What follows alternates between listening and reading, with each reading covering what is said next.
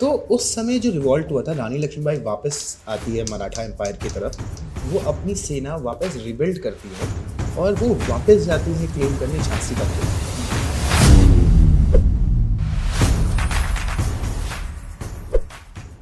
अगर आप लोगों को याद हो 1857 में दो रिवोल्ट हुए थे और दोनों रिवोल्ट ब्रिटिश एरा को हिला के रख दिए थे, बट उनका है ना इतना विस्तार नहीं हो पाया।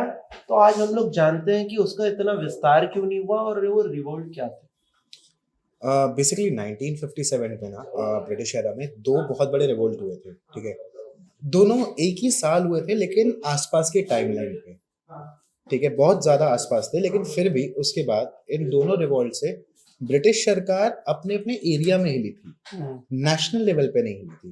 उसके दो सबसे बड़े रीजन थे। एक तो there was a lack of communication. मतलब उस टाइम पे क्या होता था कि जितने भी रिवोल्ट होते थे, पहले तो रिवोल्ट का मतलब क्रांति, ठीक है।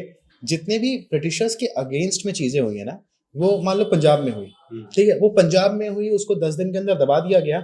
उसके बाद वो जाके ना लुधियाना में पता, मतलब सॉरी, उसके बाद जाके वो यूपी में पता लगता था कि अरे यार ऐसा हुआ था, जिससे एनकरेज होके यूपी में कुछ हो जाता था, लेकिन पंजाब दब चुका है तब तक, वो तब तक सीमित हाँ, रह चुका वो होता। एक साथ अगर होता तो शायद कहानी थोड़ी सी अलग होती। अब जो हम 1857 की बात करते हैं ना, उस टाइम पे दो चीजें हुई थी। एक तो रानी लक्ष्मीबाई वाली वॉर हुई थी, ठीक है, जिसके एंड में रानी लक्ष्मीबाई हार जाती है और उनकी डेथ हो जाती है। एक हुई थी मंगल पांडे रिवोल्ट, जिसको ज्यादा बड़ा बोला गया है, वो था मंगल पांडे, क्योंकि मंगल पांडे वो इनसाइड द आर्मी, ठीक है, वो एक सिपाही था, वो ब्रिटिश आर्मी के अंदर रह के उन्होंने रिवोल्ट किया था। वेरएज रानी लक्ष्मीबाई डलहौजी जो थे, वो रानी लक्ष्मीबाई की जब हस्बैंड की डेथ हुई and Rani Lakshmibai become the like queen of Jhansi, वो झांसी की रानी बन गई लक्ष्मीबाई। मनु उनका एक्चुअल नेम था। लक्ष्मीबाई उनको नाम दिया गया था शादी के बाद। तो डलहौजी वहां पे उस किले को जीतने आया था अपनी आर्मी के साथ, और मनु ने या रानी लक्ष्मीबाई ने वो उस टाइम पे वो किला हारी, वहां से गई, फिर उन्होंने आर्मी एकत्रित करी, वापस आई। तो ये दो अलग अलग वो थे। तो ये आप बता रहे थे झांसी की रानी के रिवॉल्ट के बारे में, तो साथ ही मंगल पांडे का भी रिवॉल्ट चल रहा था, उसके और बारे में कौन पहले शुरू हुआ, कौन बाद में शुरू हुआ, और अंतिम नतीजा क्या निकले थे दोनों का? देखो, अंतिम नतीजा में तो मंगल पांडे की भी डेथ हुई, वीर गति को प्राप्त हुई, रानी लक्ष्मीबाई वीर गति को प्राप्त हुई, ठीक है। मंगल पांडे वाला जो रिवोल्ट था वो 10 मई के आसपास शुरू हुआ, ठीक है, और बहुत इंटरेस्टिंग स्टोरी है। 10 में 1857 की बात कर रहा हूँ मैं। तो एक बहुत इंटरेस्टिंग स्टोरी है इसमें। एक्चुअली उस टाइम पे जो कारतूस आते थे, जो बुलेट्स आती थी, आजकल कैसा होता है, आप बुलेट को प्रीलोड करते हैं, वो चलती है। उस टाइम पे आपको बुलेट के जो शेल होते थे वो दांत से निकालने पड़ते थे, आपको बुलेट में डालने पड़ते वो थे। भी शायद सुअर के चमड़े से बने रहते थे, ऐसा मैंने पढ़ा है। उसमें क्या था कि उसमें जो फैट यूज होता था ताकि वो कारतूस को जिंदा रखा जाए, वो जो फैट था वो फैट मिक्सचर था पिग और काउ के फैट से। अब यहाँ पे कहानी ये हो गई कि cows are holy for the Hindus, और उसको ठीक है, लेकिन पिग्स आर फॉर मुस्लिम्स, ठीक है। तो यहाँ पे ब्रिटिशर्स ने पैसा बचाने के लिए जो फैट यूज किया, ग्रीस की तरह यूज किया था। बेसिकली ग्रीस कॉस्टली था उस टाइम पे, तो ग्रीस की जगह वो सुअर का और गाय का फैट यूज करते थे।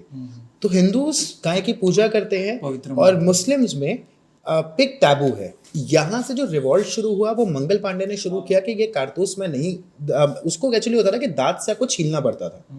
तो मंगल पांडे ने रिवॉल्ट किया, जो बंगाल रेजिमेंट थी उस टाइम पे, उसके बीच में रिवॉल्ट शुरू हुआ, जिसको कई सारे लोकल लोगों ने सपोर्ट किया, लेकिन वो रिवॉल्ट बहुत लंबा नहीं चल पाया। और उसके बाद फिर हम सबको पता है कि लाइक मंगल पांडे को अरेस्ट कर लिया गया, उनको फांसी दे दी गई। तो ये हुआ था मंगल पांडे जी के साथ। अगर ये रिवॉल्ट थोड़ा सा मतलब आपका कम्युनिकेशन स्ट्रांग होता उस एरा में, ठीक है, तो शायद कहानी अलग होती। ये कंबाइन होकर अगर आ जाते हैं। हाँ, देखो क्या हुआ, प्रॉब्लम वही थी। आज अगर जैसे आज की डेट में हम सोशल मीडिया की बात करते हैं, आप अगर सरकार के खिलाफ एक धरना भी कर रहे हैं, ठीक है, तो वो पूरा देश एक साथ कर रहा है। आज होता यूएस में कुछ है, हमें इंडिया में बैठे पता लग जाता है, उसी समय उसी उसका इफेक्ट भी पड़ता है, ठीक है। लेकिन उस समय ये चीज़ पॉसिबल नहीं होती थी, क्योंकि न्यूज़पेपर हो गया, टेलीफोन लाइंस हो गई, तार जिसको हम बोलते थे, ये सारी चीज़ें ब्रिटिशर्स के कंट्रोल में थी। तो अगर मैं किसी को लेटर भी लिख रहा हूँ तो Britishers use to keep an eye on that. Plus transportation was the issue. जैसे आज की डेट में आपको अगर यूएस भी जाना है या कहीं जाना है, आप फ्रिक्शन ऑफ आवर्स में पहुंच जाते हो। पहले तो आपको ब्रिटेन जाने के लिए 15-15, 20-20 दिन, महीना भर लग जाता था। कब शिप रूट के थ्रू जाते थे। आपको देश के एक कोने से दूसरे कोने में जाने के लिए बहुत टाइम लगता था। अब तो अगर आपको देश में कहीं पे भी जाना है, आप 1 से 1.5 घंटे में पहुंच जाओगे। तो ये 2 सबसे बड़े फैक्टर्स थे कि जितने भी इंडिया में रिवोल्ट्स हुए ना, वो एक साथ नहीं हुए, एक टाइमलाइन पे नहीं हुए और एक तरीके से बड़ी नहीं हुए। उपलब्धि नहीं थी वहाँ पे, हाँ, लोगों की उपलब्धि नहीं थी। अगर ज़्यादा बड़ी उपलब्धि होती थी तो ज़्यादा अच्छा परिणाम मिलता था और ज़्यादा बड़ा परिणाम मिलता था उसका। हाँ। और जैसा आपने पूछा कि रानी लक्ष्मीबाई वाला जो रिवोल्ट था, ठीक है, ये तो मई के आसपास हुआ था, जो जून जुलाई तक 1-1.5 महीना चला था मंगल पांडे का रिवोल्ट। गंगाधर राव जो रानी लक्ष्मीबाई के हस्बैंड थे, उनकी 21 नवंबर के आसपास डेथ हुई थी, ठीक है, 1853 के आसपास। फिर उस टाइम पे डलहौजी जो थे, ठीक है, वो आए थे झांसी का किला फतेह करने। तो वहाँ पे रिवॉल्ट शुरू हुआ था झांसी वाला, जब रानी लक्ष्मीबाई, हमने देखा होगा, अपने बेटे को पीठ में डाल के लेके जाती है। अच्छा, मजे की बात यह है कि रानी लक्ष्मीबाई की जो रूट्स थी वो बेसिकली मराठा पेशवास के साथ थी, ठीक है। शी वॉज अ पेशवाइन, अगर आप ऐसा बोले तो। वो मराठा वॉरियर्स की बेटी थी और फिर उनकी शादी हुई थी झांसी में, ठीक है। तो उस समय जो रिवॉल्ट हुआ था, रानी लक्ष्मीबाई वापस आती है मराठा एम्पायर की तरफ, वो अपनी सेना वापस रिबिल्ड करती है और वो वापस जाती है क्लेम करने झांसी का किला। तो जब रानी लक्ष्मीबाई वापस मराठा एम्पायर की तरफ आई, ठीक है, तो तात्या टोपे के साथ मिलकर उन्होंने अपनी सेना को रिबिल्ड किया। झांसी एम्पायर काफी बड़ा था, जिसमें ग्वालियर भी झांसी के अंडर में आता था।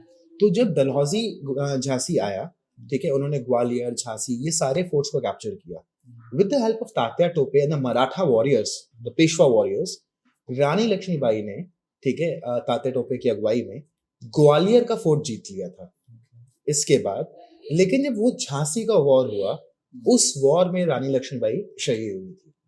तो ये 2 रिवॉल्ट अगर कहीं ना कहीं कनेक्टेड हो जाते हैं या लोगों को पता होता, ठीक है, आम जनता को अगर पता ही नहीं लग रहा है कि हो क्या रहा है। झांसी की जनता को पता था। कहते हैं कि झांसी के जो किसान भी थे, उन्होंने भी हथियार उठा लिए थे उस टाइम पे अपनी रानी के सपोर्ट में। बट ये रिवॉल्ट ना छोटे छोटे राज्य में हो रहे थे। और दूसरा प्रॉब्लम क्या था, जब प्रिंसली स्टेट्स की हम बात करते हैं, ठीक है, झांसी को सपोर्ट करने के लिए मराठास थे, ठीक है, लेकिन कहीं और से सपोर्ट नहीं आया। अगर उस टाइम पे 10-15 राजा मिलके वो एक साथ चीजें करते, अब एक तो ट्रैवलिंग वाला टाइम था, ठीक है, वो बहुत लंबा था। अगर आप ये सोचिए कि झांसी वाले वॉर में ही रानी लक्ष्मी जिस वॉर में शहीद हुई हैं, लास्ट वॉर ऑफ रानी लक्ष्मीबाई, अगर उस वॉर में मराठास आपके साथ थे, मराठास के साथ आपके साथ रजवाड़ास हो जाते, राजपूत हो जाते, ठीक है, महाराणा प्रताप वाला क्लैन अगर हो जाता, तो मेरे को लगता नहीं है कि ब्रिटिशर्स शायद वहां पे जीत पाते। बट वो मैसेज जब तक पास होता, तब तक बहुत कुछ हो चुका होता था। तो ये रीजन था। एक तो ब्रिटिशर्स ने क्या किया था, आने के बाद सबसे पहले सेटअप किया था telephone communication line. Saragarhi fort वाला जब 36 सिख रेजिमेंट के 21 जो सिपाही थे, उन्होंने 12,000 अफगानियों को रोका था। वो भी रीजन यही था। वो भी 1890 के आसपास हुआ था। एक्चुअल में वो मूवी में भी दिखाया है केसरी हाँ, में कि कम्युनिकेशन नहीं हो पाया था लाइंस के थ्रू, क्योंकि वो सारागढ़ी के फोर्ट पे गए थे, वो फोर्ट सेंटर पड़ता था 2 फोर्ट और इंडिया की बाउंड्रीज पे, तो इसीलिए उसको एक पोस्ट बना दिया था। वो एक्चुअली कोई फोर्ट नहीं था। सेम प्रॉब्लम थी कि ब्रिटिशर्स का इंटरनल कम्युनिकेशन बहुत स्ट्रांग था। अगर यहाँ पे झांसी में कुछ रिवॉल्ट हो रहा है और मेरे को पता है कि रानी लक्ष्मीबाई एक आर्मी के साथ आ रही है, तो मैं फटाफट कनेक्ट हो सकता था आसपास की चौकी से और वहां से और सिपाही मंगा लेता। लेकिन हमारे इंडियन राजा, क्योंकि हम तो प्रिंसली स्टेट्स में थे, अलग अलग राजा अलग अलग राज्य में थे, फिर कुछ अधीन हो चुके थे, कुछ लड़ाइयां हार चुके थे, तो एक दूसरे की मदद ना करना सबसे बड़ा रीजन था कि हमें आजादी मिलने में इतना समय लग गया। ओके, तो मतलब ये जो 2 रिवोल्ट अलग अलग हुए, ये कंबाइन आ जाते तो मे भी मंगल पांडे ज्यादा समय तक जिंदा रहते, रानी लक्ष्मीबाई ज्यादा समय तक रहती और ज्यादा बड़ा रिजल्ट हमें देखने को मिलता, या फिर वो अपने मकसद में कामयाब भी हो जाए। शायद हम कभी ग्वालियर और झांसी हारते ही नहीं। हाँ, पॉसिबल। एक तो इंडिया में ना इंटरनल वॉर्स बहुत चली हैं राजाओं के बीच में। मैं अंग्रेज हूं और मैं तुम्हारा दोस्त हूं और ये तुम्हारा दुश्मन है, मैं तुमसे मिलके इसको हरा रहा हूँ, ठीक है। तुमको लग रहा है कि मैं दोस्त बनके तुम्हारी मदद कर रहा हूँ, लेकिन एंड ऑफ अ डे मैं तुम्हारे राज्य को भी अपने अधीन बना रहा हूँ। तो ये कुछ रीजंस थे जिसके कारण ना, मतलब काफी सारे कॉम्प्लिकेशंस आए थे हमारे आजादी के टाइम पे। चीजें बदली थी 1922 सत्याग्रह जब हुआ था, उसके बाद जब आपके नेताजी सुभाष चंद्र बोस सिनारियो में आए थे, आजाद हिंद सेना आई थी, वहां से काफी कुछ बदला था। तब तक उतना कुछ डेवलप हो गया, काफी कुछ डेवलप हो गया था। उसके हम उस टॉपिक पे बाद में बात करेंगे कि कैसे चेंजेस आए, बट 1800 सेंचुरी में तो यार यही था कि lack of communication has lost us most of the wars. Even साधन भी नहीं थे कि तुरंत पहुंचा जा सके, जल्दी पहुंचा जा सके। एग्जैक्टली। तो ये थी कहानी दोस्तों 1857 के रिवोल्ट की।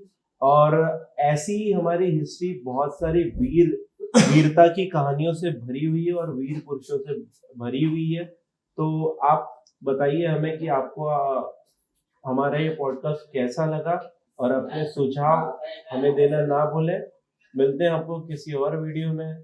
तब तक के लिए चैनल को सब्सक्राइब मुझे थ्रेड पे फॉलो लीजिए। करें और इन सबको इंस्टा पे फॉलो करें। तब और मिलते हैं आपको नेक्स्ट वीडियो में। जय हिंद। वंदे मातरम।